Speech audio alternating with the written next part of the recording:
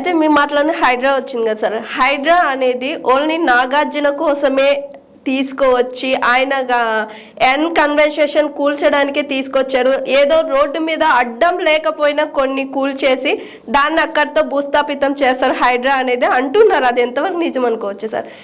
అంటే ఒకటి, రాజకీయంలో చాలా కోణాలు ఉంటాయి, నాయకుని బట్టి ఉంటుంది.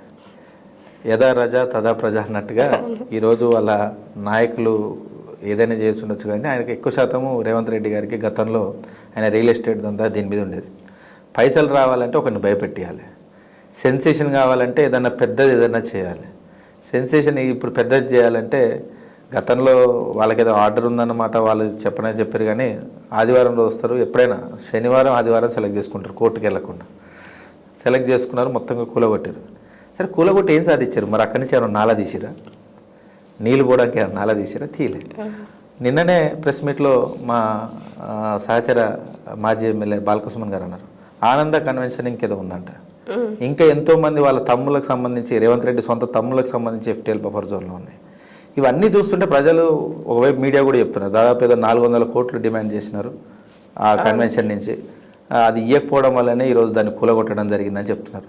ఒకవైపు వాళ్ళు నిజం లేదనిపించవచ్చు, మేము అది నిజం అని చెప్తే మేము ప్రతిపక్ష పార్టీ వాటికి అంటున్నారని చెప్పవచ్చు. కానీ ఈ హోల్ సంభాషణలో వాళ్ళు ఇచ్చిన గ్యారెంటీల గురించి, 13 హామీల గురించి పక్కదారి పడుతున్నాయని మా బాధ.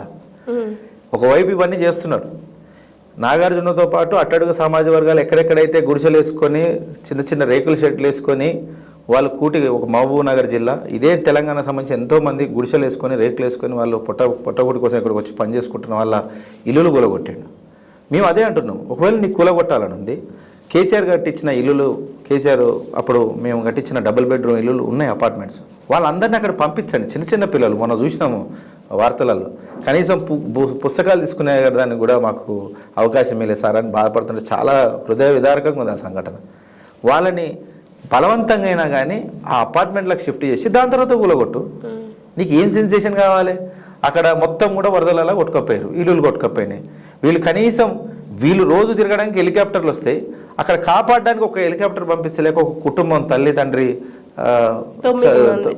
మొత్తం కొట్టుకపోయి చనిపోయిన ఉన్నారు. ఇంత దీనస్థితిని మాట్లాడుకోవద్దంటే ఏం చేయాలి? ఇక్కడ వచ్చి ఇంకో ఇష్యూ చేయాలి. ఈ డైవర్షన్ టాక్టిక్స్ తోటి, కేవలం డైవర్షన్ టాక్టిక్స్ తోటే ఈరోజు ఈ ప్రభుత్వాన్ని నడిపే ప్రయత్నం వాళ్ళు చేస్తున్నారు. దానికి కోసమే ఈ హైడ్రా, దాని ద్వారా ఆటోమేటిక్గా ఒకరిని తంతే వస్తాయి, ఏమైనా రాలితే ఏమైనా వస్తాయి, రాలేకపోతే ఏం చేస్తారు? తంతారు. ఇది ఎన్కన్వెన్షన్ మీరు గమనించినట్టుగా ఒకవేళ అది వాస్తవం కావచ్చు, నిజం కావచ్చు, అబద్ధం కావచ్చు, కానీ ప్రజలు చర్చించుకోవడానికి అది ఒక టాపిక్ క్రియేట్ చేసిండు, ఇక్కడ పక్కదారి పట్టిస్తున్నారు. మా ఆవేదన అంతా అదే. ప్రజలు ఒకవైపు చూస్తున్నారు, కానీ ఊర్లలోకి పోగానే చాలా ఆవేదనలు ఉన్నాయి. రోడ్లు మేము నాగార్జున సాగర్ దాదాపు 150 కోట్లు శాంక్షన్ చేసినాం. 150 కోట్లు శాంక్షన్ చేసి అన్ని రెడీగా ఉండి టెండర్లు పడి దాదాపుగా 80 కోట్ల వరకు టెండర్లు పడితే దాన్ని ముందు తీసుకెళ్ళలేని పరిస్థితిలో స్థానిక ఎమ్మెల్యే ఉన్నాడు. కానీ ఈరోజు అక్కడికి పోయిననుకో, ఆ ఇంటి ముందుల రోడ్డు ఉన్నాడు, వాడి వరకే మాట్లాడుకుంటాడు, మళ్ళీ చూస్తే హైడ్రా గురించి మాట్లాడుకునేటట్టు చేస్తున్నారు. పూర్తిగా డైవర్షన్ టాక్టిక్స్. అందరినీ మొబైల్, ప్రపంచం అంతా మొబైల్లోనే ఉంది. కొద్దిసేపు మొబైల్ ముందర ఉందంటే వాళ్ళు కూడా ఎదురుకి కట్టి ముందర సమస్య ఉన్నా కానీ కొద్దిసేపు అందరు కూడా అక్కడ ఏదో జరుగుతుందంట అనే డైవర్షన్ టాక్టిక్స్. నిజంగా అది వాస్తవం. రేవంత్ రెడ్డి గారు వచ్చిన తర్వాత అడ్డగోలుగా మామూలు వసూలు చేస్తున్నారన్నమాట వాస్తవము. అడ్డగోలుగా ప్రతి ఒక్క కాంట్రాక్టర్ని ఇదివరకు గతంలో ఎవరైతే పర్మిషన్లు తీసుకొని వెంచర్లు చేస్తున్నారో వాళ్ళందరినీ కూడా పిలిచి అన్ని ఫైల్స్ ఆపి మళ్ళా వాళ్ళ దగ్గర వసూలు చేస్తున్నారన్నమాట వాస్తవం. ప్రతి ఒక్క మంత్రితో పాటు వాళ్ళు అడ్డగోలుగా వసూలు చేస్తున్నారు. తద్వారానే ఈరోజు రియల్ ఎస్టేట్ మొత్తం కుదుట పడ్డదని చెప్పడానికి ప్రతి ఒక్క ఏ రియల్ ఎస్టేట్ వాళ్ళని అడిగినా కానీ ఖచ్చితంగా చెప్తారు కూడా. కానీ అది ఇప్పుడు అది ప్రాముఖ్యత కాదు కదా, దాంతో సంబంధమే ఉంది. ఇక నువ్వు ఇచ్చిన 6 గ్యారెంటీలు ఎటుపోయినాయి, 13 హామీలు ఎటుపోయినాయి, రుణమాఫీ అంటే 40% అయింది. దీని గురించి మాట్లాడకుండా చేయడానికి ఇవన్నీ ప్రక్రియ. అందుకే మాకు కూడా ఎట్లా అంటే ఆవేదన, ఒకవైపు మన తెలంగాణలో ఉన్నటువంటి ఇందాక మీకు చెప్పినట్టుగా కనీసం వాళ్ళకి అవకాశం ఇవ్వకపోగా, నువ్వు నిన్న ఒక ఆమెకు రోడ్డు ఫుట్పాత్ మీద అందరూ అంటున్నారు, ఆంధ్ర నుంచి వచ్చే ఒక ఆమెకు నువ్వు ఫుట్పాత్ మీద నువ్వు షెడ్ వేసుకోవడానికి ఇచ్చినావు, మీ వీళ్ళు వెల్కమ్ ఇట్, ఖచ్చితంగా మేము వెల్కమ్ చేస్తాం దాన్ని, మేము తప్పు అన్నట్లే.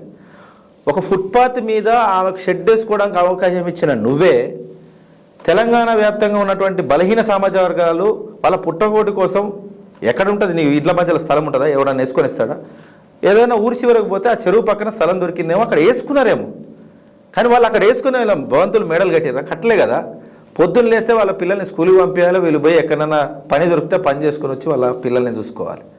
కనీసం ఆ చిన్న ఆలోచన కూడా లేకుండా వాళ్ళని ఒకవైపు వాళ్ళని ఇబ్బంది పెట్టడం, వీళ్ళని పొగడ్డం. ఆయనకి ఏమైందంటే అందరు బాసుల్ని మెప్పియాలి. ఆయనకి 2 బాసులు ఉంటారు. ఒకటేమో ఇప్పుడు పార్టీ మారిన కాడికి రాహుల్ గాంధీ, గతంలో ఉన్న ఆయనకు ఇంకో బాసు ఇప్పుడున్న ఆంధ్ర సీఎం చంద్రబాబు నాయుడు. ఇద్దరిని మెప్పించాలి, ఇద్దరు తిట్టుకోవద్దు. ఎందుకంటే 5 ఏళ్ళ తర్వాత ఈయన దిగేటోడు ఉన్నాడు కదా. రేవంత్ రెడ్డి పేరు చెప్తే కూడా ఒకటేరు.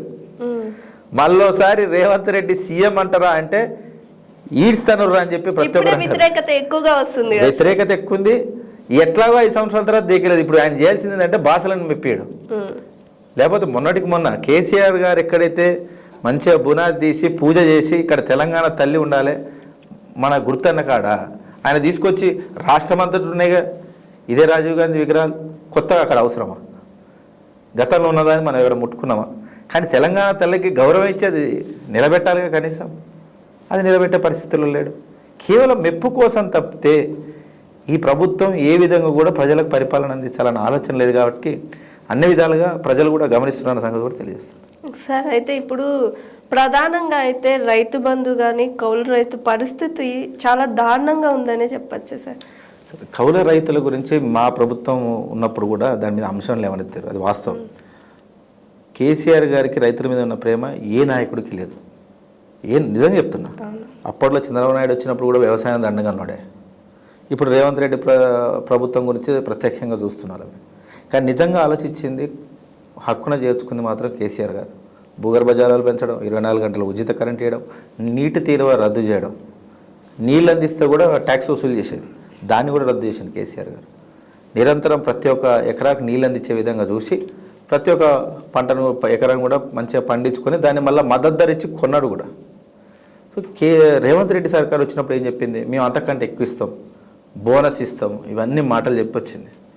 మాటలు చెప్పి ఈరోజు ముందుకు వచ్చిన తర్వాత మీరన్న ఈ రుణమాఫీ కానీ రైతు బంధు కానీ వాళ్ళు ప్రభుత్వంలోకి వచ్చిన తర్వాత చాలా చిల్లర మాటలు.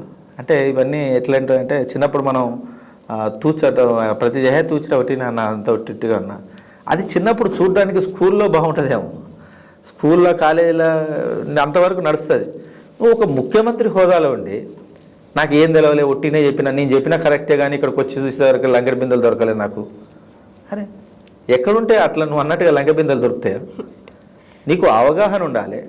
అప్పుడు శిల్పి నేతగా అప్పుడు బట్టి విక్రమార్క ఉన్నారు.